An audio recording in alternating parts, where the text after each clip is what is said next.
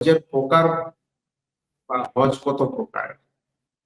এর কারণ হচ্ছে যে আমরা হয়তো মনে করি যে হজ একই রকম, একই প্রকারের হয়, বা কারো তো বিশেষ ধারণা নাও থাকতে পারে।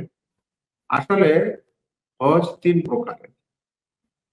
কিন্তু যে কোনো একটি প্রকার আদায় করলেই আমাদের উপর যে হজ ফরজ যাদের উপর, সেই ফরজ বিধানটি পালন হয়ে যায়, সম্পাদন করা হয়ে যায়।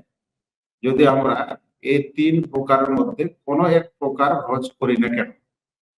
তাই ৩ প্রকার মানে কেউ যেন এটা না বুঝেন যে আমাকে হয়তো ৩ বার করতে হবে, বা একবার এটা, একবার ওইটা, একবার সেটা, এরকম নয়। ৩ প্রকার বটে, কিন্তু ৩-এর মধ্যে যেকোনো একটি প্রকার করলেই আমাদের হজ আদায় হয়ে যাবে, এবং হজ এর বিধান যেটি আমাদের উপর আল্লাহ ফরজ করেছেন, সেই ফরজ বিধানটি আমাদের কাঁধ থেকে নেমে পড়বে, মানে ফরজটি আদায় হয়ে যাবে। ৩ প্রকারের হজের মধ্যে প্রথম প্রকারের নাম হচ্ছে হাজ্জে তামাত্তু। দ্বিতীয় প্রকার হজের নাম হচ্ছে হজ্জে কিরান। তৃতীয় প্রকার হজের নাম হচ্ছে হজ্জে ইফরাদ।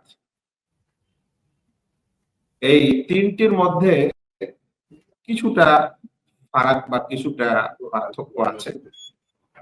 তার মধ্যে প্রথম যে হজের নামটি বলেছি যে হজ্জে তামাত্তু, হজ্জে তামাত্তুতে একটি পূর্ণ উমরা থাকে, অতঃপর সম্পূর্ণ হজের কাজগুলি থাকে।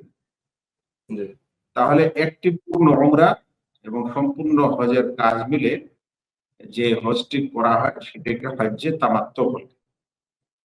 হজ্জে তামাত্তুতে একজন ব্যক্তি উমরা সম্পন্ন করার পর সে কিছুটা অবকাশ পায় হজ শুরুর আগে।